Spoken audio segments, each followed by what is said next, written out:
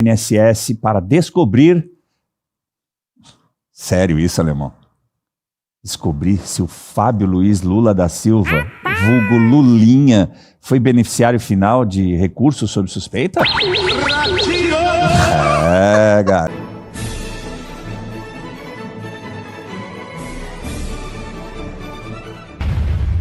INSS para descobrir... Sério isso, alemão? Descobrir se o Fábio Luiz Lula da Silva, vulgo Lulinha, foi beneficiário final de recursos sob suspeita? É, garoto. De acordo com a Folha, porém, os investigadores querem evitar uma quebra de sigilo mais ampla, que poderia ser interpretada como uma devassa sobre o filho de Lula. Lulinha teve seus sigilos bancário, fiscal e telemático quebrados por ordem do ministro André Mendonça, a pedido da própria Polícia Federal. Mas não houve, pelo menos por enquanto, qualquer quebra de sigilo das empresas que pertencem ao filho do presidente. E são muitas, né? Ele tem até uma recém-aberta na Espanha, que não tem uma atividade principal. Porque ele é tão visionário, que ele abriu essa empresa para perspectivas futuras. Isso dito por ele mesmo. A atuação, não, pelos advogados. A atuação da Polícia Federal segue da mesma maneira. Investigadores ressaltam que Lulinha ainda não foi indiciado e que as apurações prosseguem. A intenção principal é verificar se houve pagamento de uma mesadinha. É praticamente um criado mudinho. Não é uma mesada, é uma mesa, assim. De 300 mil reais. Coisa simples. Coisa simples, básica. Quem nunca precisou de 300 mil reais por mês para poder sobreviver? Básico. Não é? Básico. Comprar suas roupinhas, né? Poder pagar o seu transporte para a faculdade, né, Holiday? 300 pila. Você tá rindo, né, alemão? Tá. Do lobista Antônio Camilo Antunes, conhecido como careca do INSS, mas não chame-o de careca do INSS porque ele não gosta. Lulinha, a quem ele beneficiou, e a PF encontrou indícios desses pagamentos. Peraí, agora fui eu que me enrolei aqui. Você escreve mal pra caramba, como diz o Pavinato, hein, alemão? Vamos lá. Pagamentos nessa quantia à empresária Roberta Lussinger, porque não eram feitos diretamente. O Camilo, então vamos explicar aqui. O Camilo, que é o careca do INSS, pagava para a amiga do Lulinha, a Roberta Lussinger, porque ele não... Sabe aquela do amigo do meu pai? Era mais ou menos assim. Triplex não era dele, era de um amigo dele. O sítio lá de Atibaia não era dele, era de um amigo dele. O apartamento que foi entregue o dinheiro, supostamente entregue o dinheiro, também não era do Lulinha, era de uma amiga dele. E essa, Roberta Lussinger, que é amiga dele, é quem recebia os valores na conta dela.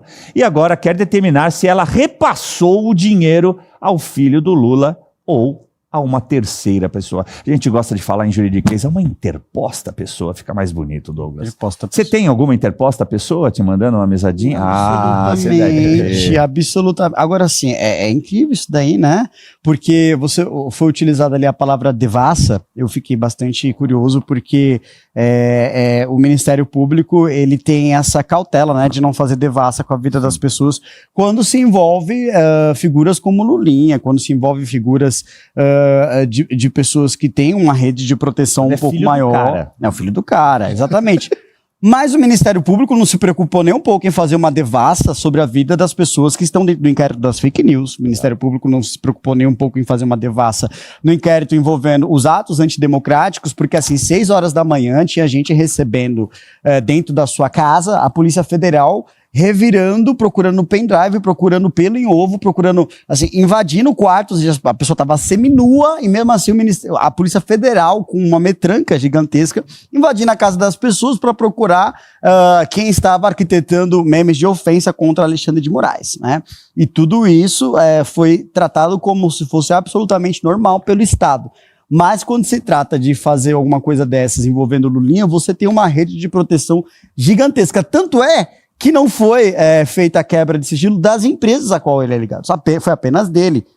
E olhe lá, porque você teve essa proteção muito bem feita na CPMI do INSS, que já deveria ter saído faz tempo, isso daí não foi por causa do trabalho feito por Flávio Dino no Supremo Tribunal Federal, que foi nomeado pelo Lula para proteger o seu filho dentro dessa CPMI, desfazendo a quebra de sigilo que foi feita na CPMI, tirando o poder legislativo para absolutamente nada, zero, é isso que vocês não têm poder de autonomia nenhuma para investigar nada, muito embora a Constituição dê o poder investigativo à CPMI, vocês não têm a última palavra, quem tem a última palavra é o Supremo Tribunal Federal, para poder fazer devassa na vida do Lulinha, calma, vamos com cautela. Para poder fazer esse tipo de devassa na vida das pessoas que apenas criticam os ministros do Supremo Tribunal Federal, aí tá liberado, Caivano. Aí vai com tudo que é pode sua, ir segura que é sua, Tafarel, né? Não precisa pesquisar se tem laranja, não, igual Exatamente. essa Roberta Luxinger. Interessante isso, Holliday, porque assim, né? Esse é mais um Ronaldinho dos negócios. É verdade. Não é? Porque ele não era fiscal, né? Era zelador da jaula da macaca Chita, do zoológico de São Paulo. Se é que ela chamasse Chita ou tinha outro nome, pouco importa. E aí, de repente, assim, muito de repente, visionário que ele é, como eu expliquei aqui, ele já abriu uma nova empresa em Madrid, supondo que ele vai fazer enormes, grandes, mirabolantes negócios no futuro. Ele lá naquela época, ele larga a zeladoria da jaula da macaca Chita e vende um joguinho para celular, que não era assim, não. Não eram como são os celulares de hoje. Nós estamos falando da década de 90. E ele vende, finalzinho da década de 90, começo dos anos 2000. Ele vende, acho que para Oi Telecom, por 14 milhões de reais. Eu estou falando sério.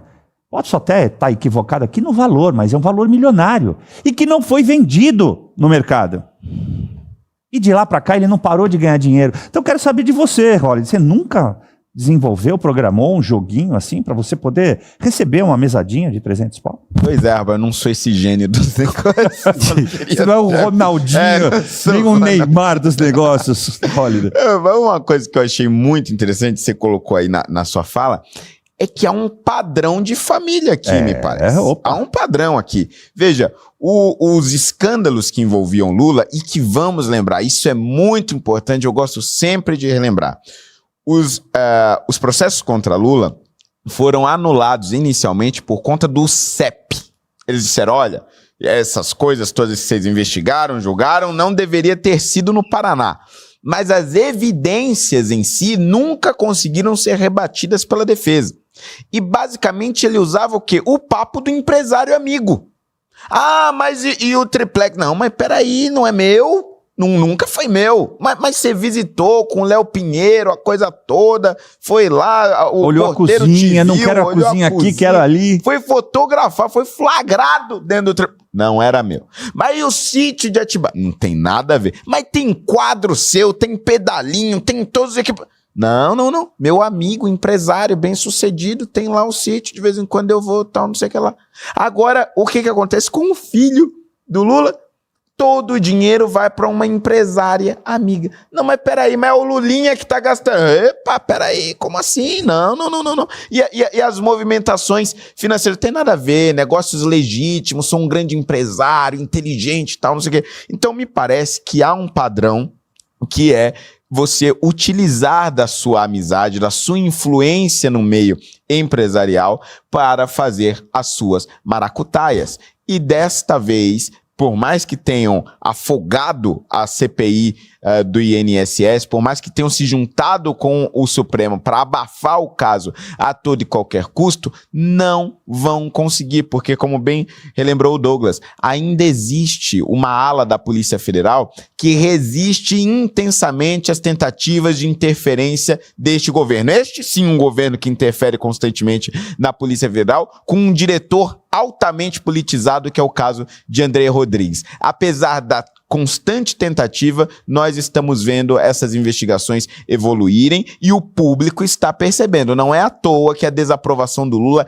cresce a cada dia mais. E eu digo mais até. Eu tinha uma certa descrença numa tese, que se eu não me engano o Caivano também defende, de que o Lula, no final das contas, talvez até nem seja candidato, desista, né? Perceba que não vai conseguir vencer e vai preferir desistir do que ter que amargar a derrota. Eu duvidava muito disso, mas do jeito que a coisa anda, me parece que vai ser isso mesmo. Eu falo desde setembro do ano passado, quando saiu, eu digo que não são matérias, né? Eles não fazem matérias, eles emitem avisos. Uma matéria do The Economist dizendo que ele já estava velho demais, já estava bidenizado e que era melhor parar. O presidente do Senado, Davi Alcolumbre, fez um apelo diretamente a Lula para que o petista não enviasse agora a indicação de Jorge Messias para uma vaga do STF. O apelo foi feito por Alcolumbre em um encontro presidencial com Lula no último domingo em Brasília.